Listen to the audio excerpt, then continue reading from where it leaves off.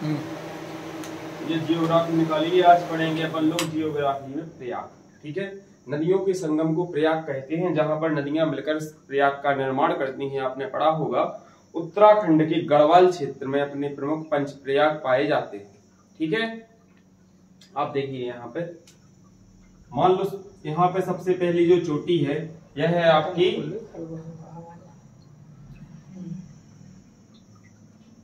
बंदरपुच्छ चोटी। कौन सी? बंदरपुच्छ चोटी। ठीक है, इससे एक हिमनद निकलता है। आपका हिमनद कहते हैं बर्फ के कुंड को, जहां से सतत पानी का प्रवाह होता रहता है। बंदरपुच्छ चोटी पर हिमनद कौन सा है आपका? यमुनोत्री। यमुनोत्री हिमनद। ठीक है, दूसरा है आपका गोमुख चोटी। गोमुख चोटी, और आपके हिमनद का नाम है कौन सा? गंगोत्री हिमनद। ठीक है, गंगोत्री हिमनद। तीसरी है आपकी केदारनाथ चोटी और चोरावरी हिमनद। केदारनाथ चोटी और चोरावरी हिमनद। अंतिम है आपकी बद्रीनाथ की चोटी। बद्रीनाथ चोटी और सतोपंथ ग्लेशियर, या कह सकते हैं सतोपंथ बर्फकुंड, सतोपंथ हिमनद। ठीक है, अब देखो सबसे पहले यहां से एक नदी निकलती है जिसका नाम है अलकनंदा। कौन सी? अलकनंदा। कौन सी नदी निकलती है? अलकनंदा। यहां से नदी प्रवाहित होती है अलकनंदा। यहां से आपकी एक नदी निकलती है जिसका नाम है मंदाकिनी। मंदाकिनी। ठीक है, यहां से एक नदी निकलती है जिसका नाम है आपका भागीरथी। भागीरथी। बंदरपुच्छ चोटी यमुनोत्री हिमनद से एक नदी निकलती है जिसका नाम है आपका यमुना। ये सभी अगर क्वेश्चन पूछा जाए आपसे कहां पर स्थित है, तो राज्य की दृष्टि से देखा जाए तो उत्तराखंड राज्य। उत्तराखंड राज्य में क्षेत्र पूछा जाए तो गढ़वाल क्षेत्र। उस क्षेत्र को गढ़वाल क्षेत्र इसलिए कहते हैं क्योंकि वहां पर एक जनजाति निवास करती है जिस जनजाति का नाम है गढ़वाल जनजाति। ठीक है, इसलिए उस पूरे क्षेत्र को कहते हैं गढ़वाल क्षेत्र। ये सभी चोटियां हैं वहीं से निकलती। ठीक है, आप समझो। यहाँ आपकी अलकनंदा नदी प्रवाहित होती जा रही है। आप एक बात समझो, सबसे पहले जब भी किसी बड़ी नदी में कोई छोटी नदी आकर मिलती है तो वह छोटी नदी बड़ी नदी में विलय हो जाती है और नाम किसका चलता है? बड़ी नदी का। अब मान लो यहाँ कौन सी नदी है आपकी? अलकनंदा। अलकनंदा में एक नदी यहाँ से आके मिलती है जिसका नाम है आपका धौली गंगा। धौली गंगा। जहाँ अलकनंदा और धौली गंगा मिलती है वहां पर एक प्रयाग बनता है जिसका नाम है आपका विष्णु प्रयाग। विष्णु प्रयाग। ओके, इसके बाद जब आगे चलते हैं तो यहाँ से एक नदी प्रवाहित होकर आती है जिसका नाम है नंदाकिनी। नंदाकिनी। तो जहाँ पर नंदाकिनी अलकनंदा के साथ मिलती है वहां पर एक प्रयाग बनता है जिसका नाम है आपका नंद प्रयाग। ओके, नंद प्रयाग। इसके बाद अलकनंदा में आकर आपकी एक नदी मिलती है जिसका नाम है पिंडार। कौन सी नदी? पिंडार नदी। तो जहाँ पिंडार नदी अलकनंदा में मिलती है वहां पर एक प्रयाग बनता है जिसका नाम है आपका कर्ण प्रयाग। ओके, अब देखो अलकनंदा नदी कहां से निकलती है? बद्रीनाथ की चोटी, सतोपंथ हिमनद। सबसे पहले इसमें आगे कौन सी नदी मिली? धौली गंगा। प्रयाग कौन सा बना? विष्णु प्रयाग। उसके बाद इसमें आगे कौन सी नदी मिली? नंदाकिनी। प्रयाग कौन सा बना? नंद प्रयाग। उसके बाद इसमें आके मिलती है पिंडार नदी। प्रयाग कौन सा बनता है? कर्ण प्रयाग। अब आगे देखिए, चोरावरी बर्फ के कुंड या चोरावरी हिमनद केदारनाथ की चोटी से निकली आपकी मंदाकिनी नदी। अब ये नदी अपनी आगे प्रवाहित होती जा रही।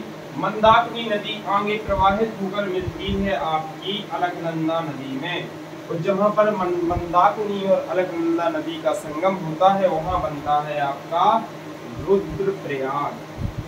कौन सा प्रयाग? रुद्रप्रयाग। उसके बाद आपकी गोमुख चोटी से गंगोत्री हिमनद से निकल के आई है भागीरथी नदी।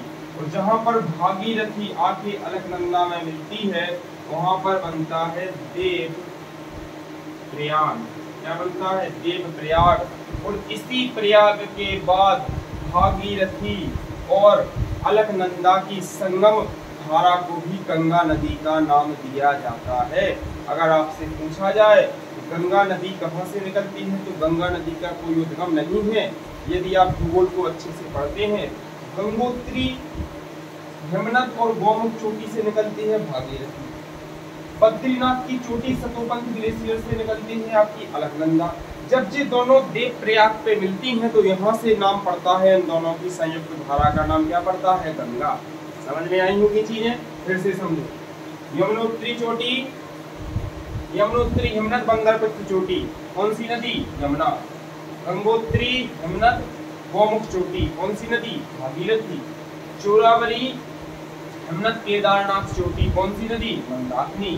सतोपंथ हिमनद भागीरथी, सतोपंथ हिमनद बद्रीनाथ की चोटी, कौन सी नदी? अलकनंदा। क्लियर है? अलकनंदा प्रवाहित होती जा रही, सबसे पहले आके मिली धौली गंगा, बना दिया विष्णु प्रयाग। उसके बाद आके मिली नंदाकिनी, बना दिया नंद प्रयाग। उसके बाद आके मिली पिंडार, बना दिया कर्ण प्रयाग। यहाँ से आई आपकी मंदाकिनी, मंदाकिनी जाके कहाँ मिल गई? भागीरथी में। प्रयाग कौन सा बन गया? रुद्रप्रयाग। उसके बाद आई आपकी गंगोत्री, गंगोत्री चोटी से निकलकर भागीरथी में, और कहाँ मिल गई? अलकनंदा में। यहाँ कौन सा स्थान? अलकनंदा में आके मिली और क्या बन गया? देव प्रयाग। देव प्रयाग से अलकनंदा और भागीरथी की संयुक्त धारा को भी गंगा कहा गया है। ठीक है? देव प्रयाग के जस्ट नीचे तीर्थ स्थल है जिसका नाम है ऋषिकेश। क्या है? ऋषिकेश। और यही पास में आपका एक और तीर्थ स्थल है हरिद्वार। याद करके चलना है, ये दोनों तीर्थ स्थल कहाँ है? देव प्रयाग के पास में। ठीक है? अब यहाँ देखिए, आगे जाके गंगा नदी ने उत्तर प्रदेश में प्रवेश किया। कहाँ से? बिजनौर जिले से। उत्तर प्रदेश में प्रवेश करने के बाद गंगा नदी आगे जाती है और उत्तर प्रदेश में स्थित पुराना नाम था जिसका इलाहाबाद, और वर्तमान में प्रयागराज। क्या कहते हैं? प्रयागराज में जाके मिलती है। और दोनों नदी कहते तो हैं कि पहले एक तीसरी नदी भी थी यहाँ पर जिसका नाम था सरस्वती। उन तीनों नदियों की संयुक्त धारा को कहते हैं त्रिवेणी।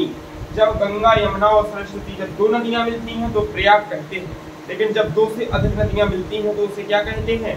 संगम। क्या कहते हैं? संगम। या इसी का दूसरा नाम हो जाता है आपका प्रयागराज। क्या हो जाता है? प्रयागराज। समझ में आई चीजें? फिर से देख लो एक बार भैया। यमुनोत्री हिमनद बंदरपत्र चोटी, यमुना नदी निकली। गौमुख चोटी गंगोत्री हिमनद भागीरथी नदी। केदारनाथ चोटी चोरावली हिमनद मंदाकिनी। बद्रीनाथ की चोटी सतोपंथ हिमनद, कौन सी नदी? अलकनंदा। अलकनंदा में आके मिली धौली गंगा, क्या बना? विष्णु प्रयाग। अलकनंदा में आके मिली नंदाकिनी, क्या बन गया? नंद प्रयाग। अलकनंदा में आके मिली पिंडार, क्या बन गया? कर्ण प्रयाग। अलकनंदा में आके मिली बाद में आपकी मंदाकिनी, रुद्रप्रयाग। अलकनंदा में मिलती है भागीरथी, देव प्रयाग। और भागीरथी और अलकनंदा की संयुक्त धारा का नाम क्या हो जाता है? गंगा। उसके बाद ये इसके नीचे कौन से स्थान है? हरिद्वार और ऋषिकेश। नीचे चलो, यमुना निकल के जाके मिलती है कहाँ? आपकी अलकनंदा से, और क्या बनाती है? संगम। ठीक है? इन तीनों गंगा, यमुना, सरस्वती की संयुक्त धारा को क्या कहते हैं? त्रिवेणी। इन तीनों नदियों में से लुप्त धारा कौन सी है? आपकी सरस्वती। ये चीजें आपको याद करनी है, पेपर की दृष्टि से बहुत इंपॉर्टेंट टॉपिक है प्रयाग। एक ना एक क्वेश्चन आपसे पूछा जाएगा। यदि यहाँ से क्वेश्चन बनता है तो जो चीजें आपके सामने लिखी हैं इन्हीं से क्वेश्चन आएगा, इसको पढ़ लेना और बेसिक जानकारी के लिए भी बहुत जरूरी चीज है। ठीक है?